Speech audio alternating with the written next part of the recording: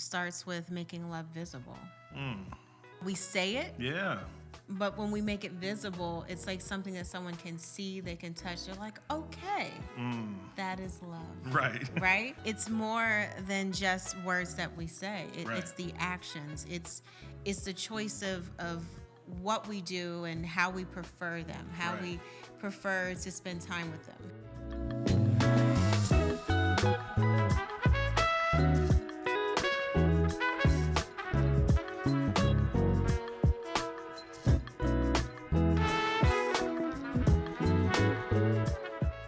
Hey everyone, I'm Larry. And I'm Julia. Welcome to the Beautifully Blended podcast, where our passion is to inspire marriages and blended families to find help, to find hope, and to find healing. Yes, we have a blended family. We've been married for 15 years. We have 3 daughters and 1 son, and we can tell you it has not been easy, as many of you already know.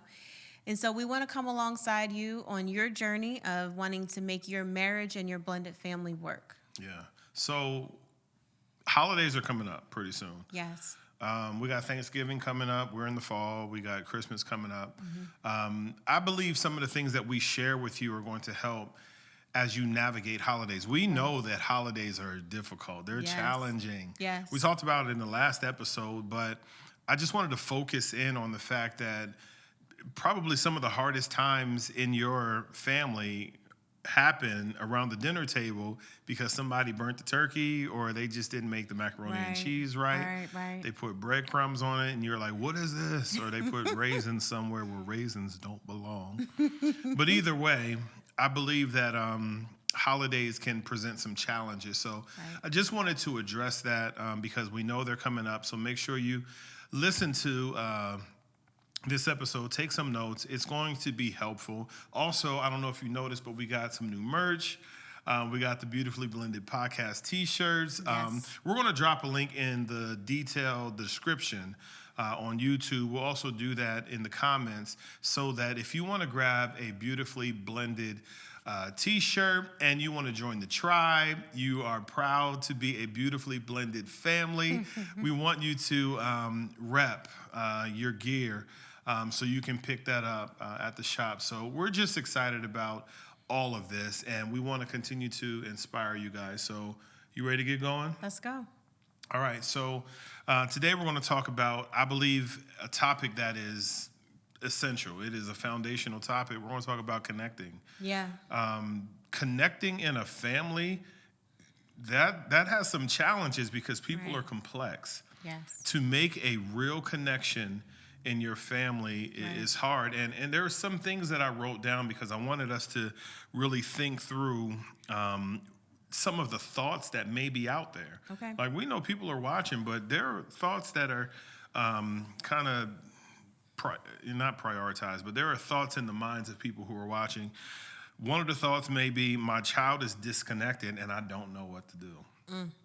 Having a child in a family that is disconnected and you don't know what to do can be really hard on the parents. Right. That's just the bottom line. Right. One of the other thoughts that I had was, the relationship between me and my child is broken and I don't know how to fix it. So these are some of the things that we want to address today. Right. If these thoughts and questions pertain to you, listen up, pull out a pen and paper, pull out your phone, make a tab in your notes and jot some things down because this episode is going to be really helpful. And the last thought, the last thought that I had was, I'm disconnected from my kids. And this is the perspective of a parent. Right. I'm disconnected from my kids and I desperately want to know how to fix this. Right. Right. Like, I want us to be able to help people who are in this place. Right. This place represents a lot of people, but connecting in a family is hard. The second thing, staying connected also is difficult, and it requires some intentionality behind it. Definitely. Yeah. I mean, connections are part of what is so vital for human flourishing, right? Yeah, for sure. God created us in a way to be connected to other people. He didn't create us to be, alone. Right. You see that in the Garden of Eden when God created Adam and then he created Eve. And so connections are really, really vital. Right. It's one of the hardest things to achieve in your marriage. For sure. But it's even harder to maintain. Yep. And then when you talk about the relationships with your kids, you mentioned like the kids being disconnected from the parents, but what about the kids within that unit being disconnected from each other? Oh, yeah. Right? And then Yeah. if you add the other component of it's a blended family and his kids are here and her kids are there and there's just all these disconnections, it's really, really hard. And so, Right. and even adding into what you said earlier about the holidays, that adds another layer. That is another layer, yeah. And so we really want to talk about how this is so complex, but we want to find a way to provide hope for people who are Yeah. looking to make those connections. I think it's important to acknowledge or admit that it is possible to be disconnected, and don't assume that a connection is there just because you walked into the room. You're just Right. like, hey, how you doing? How was your Right. day? Right. And they say, fine. And you feel like, well, everything's good in the world. Right, right, right. Just because everybody went to sleep and woke up in the same household does Right. not mean that we are connected. Right. You are cohabitating. That's different. Right. But there's a difference between Right. cohabitating Yes. and connected connection. and being Right. connected. As a parent, well, let's talk about husbands and wives. All right, let's start there. To model connections in a home starts with the husband, it starts with the wife. Yeah. It starts with how we interact with one another. Right. And we know that from our own experience. Right. How we interact with one another matters because we are on display. Right. It's like we are the TV and they are watching us. With Right. our 7-year-old, he is so funny. And, we could be talking about anything and we swear up and down that we are whispering. And he is just like, what? What y'all talking about? What'd you Right. say? Like, first of all, no one's talking Are to we you. going to the store? What store are we going to? It's like, we weren't talking to you. And we thought we were We whispering. thought we were whispering. No, Your kids got super hearing, just so you know. they do. It's convenient, though. It's convenient super hearing, right? It is. When you tell them to make their bed, they're like, Uh-huh. What? I didn't hear you. Yeah, so, they are watching us. Right. So when it comes to connecting, we are the first point of contact for them to learn how to connect to one another. So Right. as a couple, that's something that we need to work on. Now, the problem when you are not connecting, either husband and wife, parent to children, siblings with one another, Right. it could be parent to one child. When the connection is missing, it introduces some new elements to your home. Right. It introduces the feeling of isolation. Right. It introduces the feeling of feeling alone. It introduces different emotions into that dynamic, and you may not know something is wrong, but you feel it. Right. Why is my child not communicating with me? They used to tell me how school was. Now they don't tell me any longer. Right. Right. They used to share when they didn't feel well. Now they just close the door and get under the blanket. They used to call me when they were excited Right. about something that happened in school or something that happened at work if you Right. have adult children. But now they don't call any longer. There is no expiration to being connected to your children. Right. Because there's no expiration to parenting. No. And you and I have talked many times, and we don't subscribe to the idea, and I think this is really a cultural idea, where when you're 18, you got to get out of my house. Yeah. I tend to believe that when a child is 18, they're still a child, and there's Right. still a lot more for Right. them to learn. Right. And that is the time where we now switch from the authoritative approach Right. to parenting to a more collaborative mentoring and coaching Right. way to interact with our children. Right. But that's how the connection stays strong when, Right. as a parent, you recognize Right. there is a shift that needs to happen as my child gets older Right. in how I connect with them. Right, right. We got to make that adjustment. I mean, there so many times we've heard stories about and comments about how, well, they're just a teenager, the teenage years and the preteen, and we give these things categories. But that just means that we need to learn a new way I and agree. adjust to how we communicate with our kids. Right. We don't have to become their best friends, because I am of the belief, and you are too, that we are not friends. We are still parents, Right. right? I'm not your buddy. No, we're not doing that. Right. But at the same time, there's an adjustment that we need to make. And sometimes as a parent, if you only know how to communicate one way, Right. you can then push your kids away, and then you're wondering, like, why are they so isolated? Why won't they talk to me? Yeah. Because you haven't learned how to flex. They're not 3 any longer. Exactly. They're not 7 any longer. Right. Now they're speaking in complete sentence. Like they Right. they have formed these very complex thoughts and have very complex emotions, and Yep. they're trying to express them, and you can't talk to them and communicate with them on that level. So being able to adjust, that's really important. So yes, the connection can be lost just because we don't know how to communicate and be flexible. You mentioned that in another episode, being flexible. Right. I think flexibility matters as your child grows. Absolutely. And you talked about one method. I believe for years, parents really only had one way of parenting, and that was the authoritative approach. Right. You do what I say because I told you to do it. Right. Some other things that fall under that mindset is, children are to be seen and not heard. Right.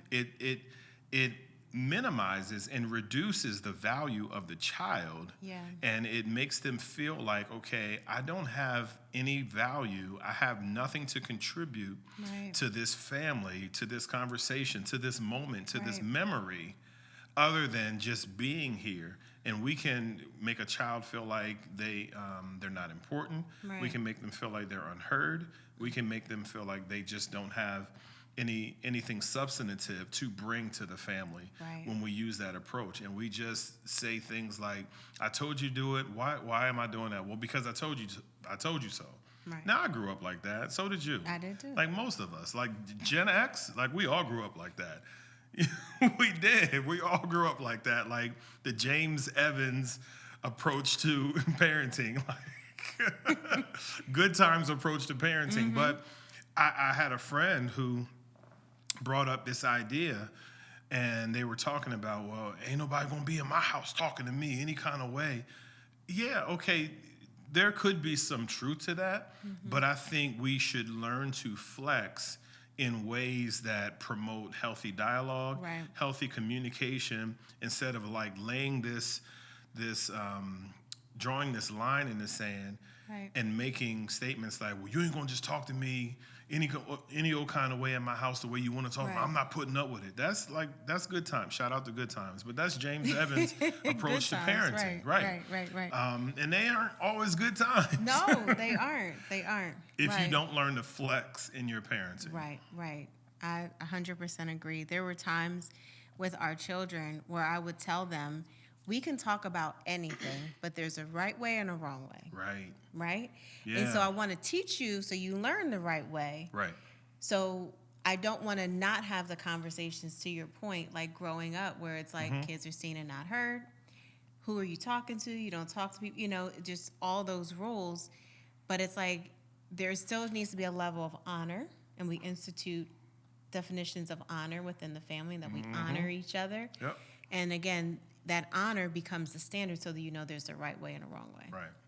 So there are people who are watching or listening right now that may have a disconnected relationship with one of their children. And they're trying desperately to mend that relationship, to fix that relationship. There are people who are watching who may have a disconnected relationship with their parents. Yeah.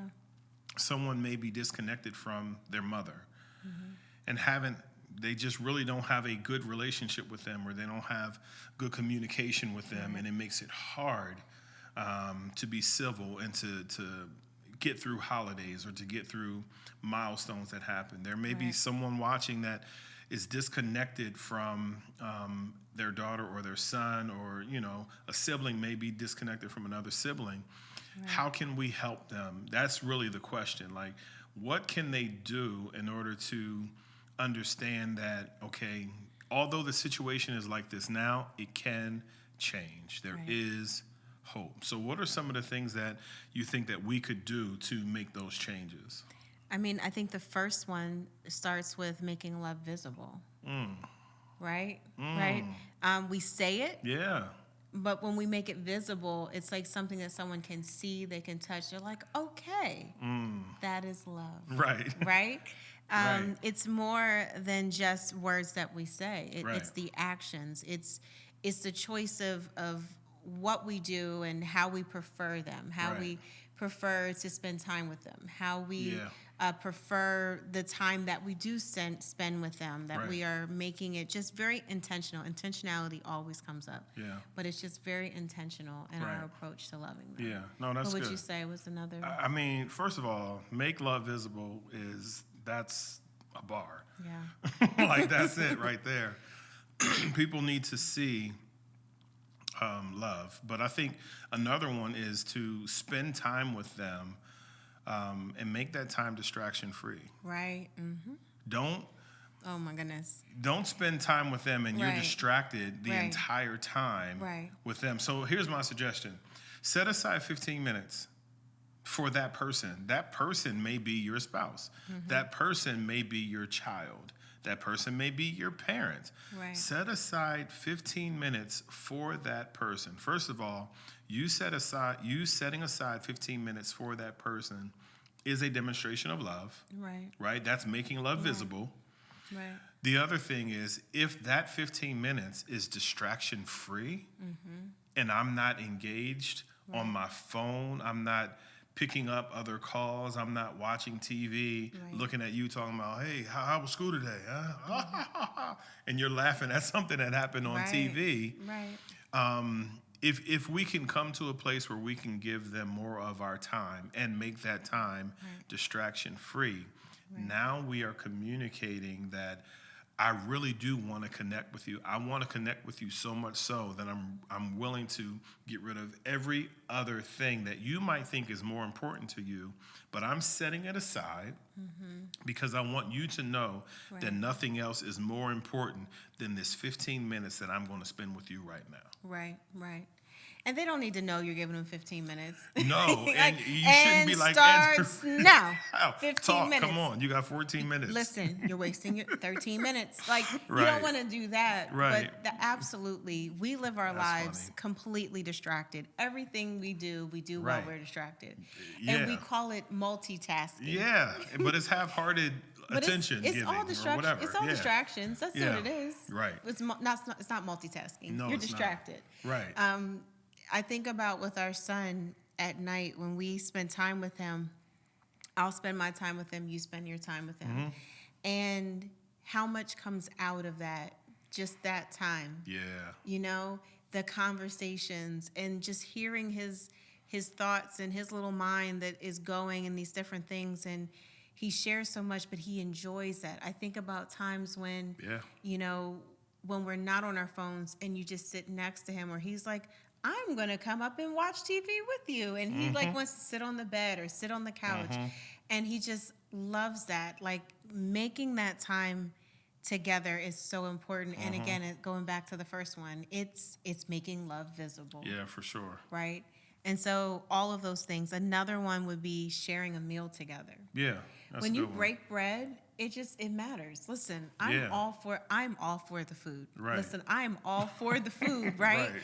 And I enjoy those times when I have something good and I'm sitting next to somebody and Right. we're eating and we're talking, like I'm in my happy place. Yeah, you're doing the happy dance And too. doing the happy dance is really good. But when we do that with those who maybe we're estranged from, Yeah. right?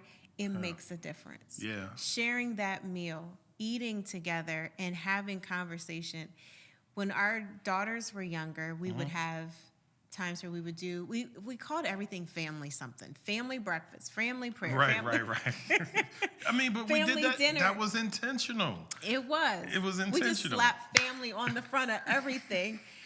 But Don't make it sound like we didn't give thought to it. we Well, gave thought. Didn't. We didn't. We did a little We bit. just threw family on it. Listen, but Okay. it made a difference though. Yeah, it did. Right? But when we would sit down and we'd have conversations, nobody's on any kind of devices, nobody's watching TV, we're sitting around the table, we're eating, we're having conversations. It Yeah. makes a difference, right? Yep. And at holidays, at holiday time, it's a good time to do that. Right. where we're sitting down, we're eating, and we have room to have conversations. Steer away from conversations that are going to cause problems, right? Yeah. Let's not jump into the, Right. you still doing that thing I told you not to do 10 years ago. Like, don't jump into that. Right. Not a good idea. But Right. we can still share that meal together and just have that time, and it will make a difference. You know, when we talk about distraction free and what you talked about sharing a meal without our devices, I think there is a way to elevate sharing a meal together. Okay. And that's having that time where you're not sitting around watching TV. Right. Because a lot of families, when they eat dinner, they'll sit around and they'll watch a Right. TV show together, and they'll laugh and they'll look at the TV Right. show, but they're not necessarily spending time Right. with one another. They're being entertained in the same room. Right. Being entertained in the same room while you put food in your mouth is different than spending quality Right. time Right. with your family. Right. So I think if you guys are looking for ways to elevate mealtime and you're looking for a way to make a connection, don't just have a meal together and you spend all the time making this beautiful meal, and then when it's time to eat, you flip on your favorite TV show and everyone like stares at the TV and no one talks to each other. Right. You actually spend time talking with each other. And this brings me to the last point. Okay. I think as adults, we don't prepare for conversations enough.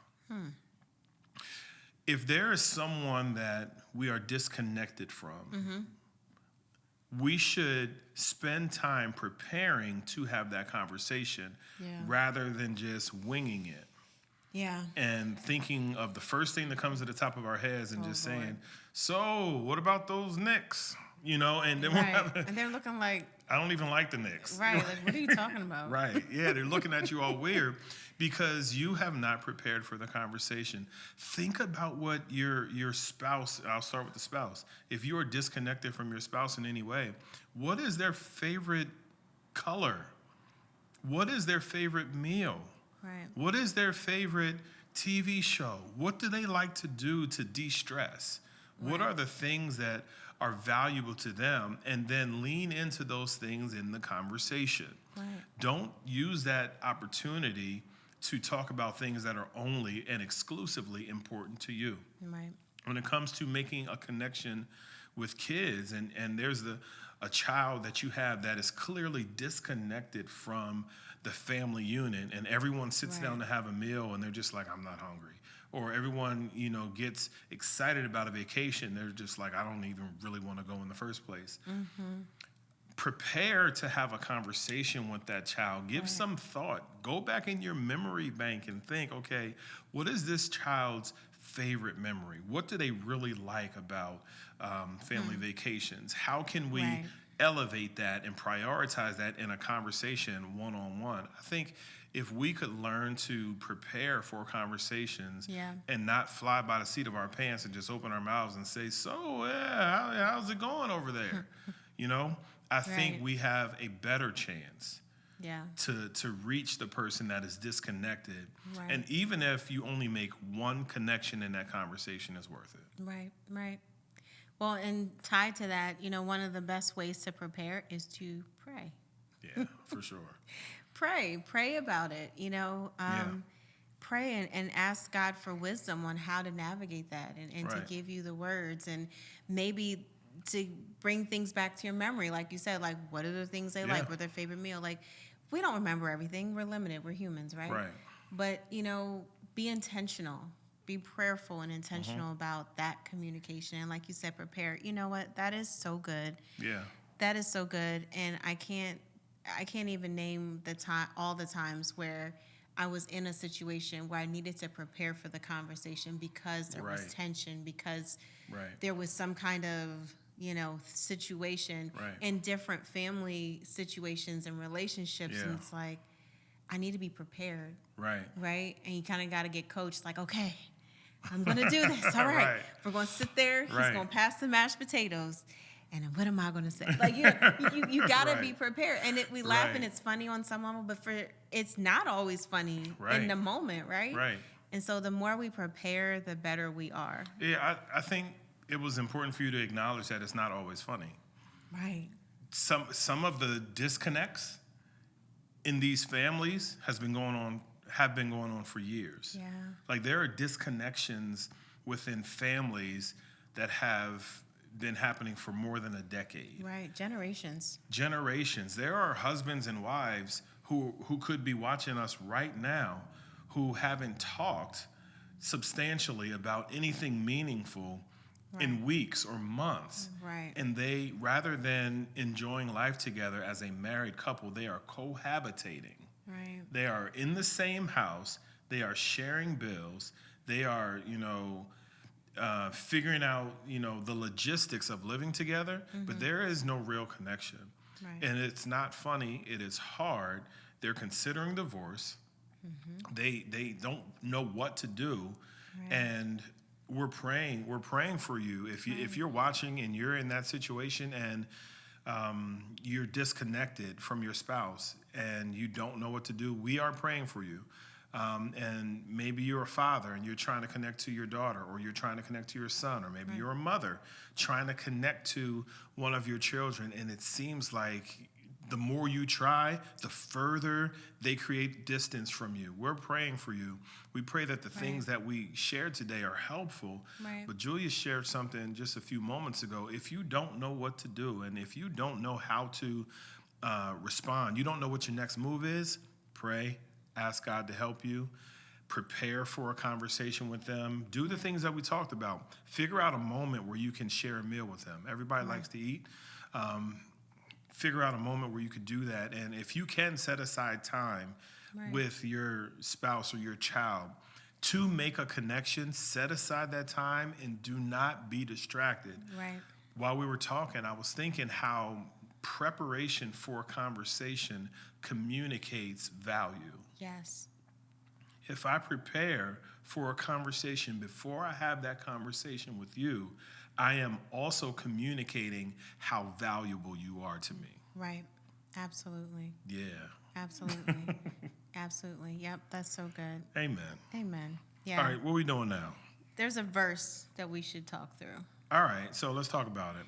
And it's found in Proverbs. Proverbs is always a good one. It's good for wisdom. It is. It is. And it's 10:19 in the Message. It says, the more talk, the less truth. The wise measure their words. I love that. I do the too. The more talk, the less truth. The more you run in your mouth, we're just waiting because it's going to be some stuff that's not true coming out, right?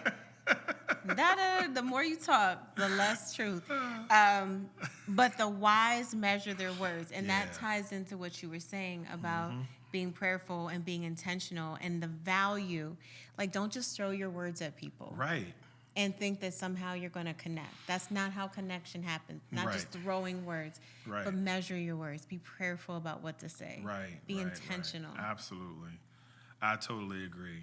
I don't even have anything else to say. First of all, that was funny how you just, that was funny. What? But what you just did, Oh, okay. You saw me laughing. Gotcha. Yeah, because we can just throw our words like spaghetti on a wall. Let's see what sticks. Right. Let me just say whatever I need to say. And then we're wondering what about the connection. Right.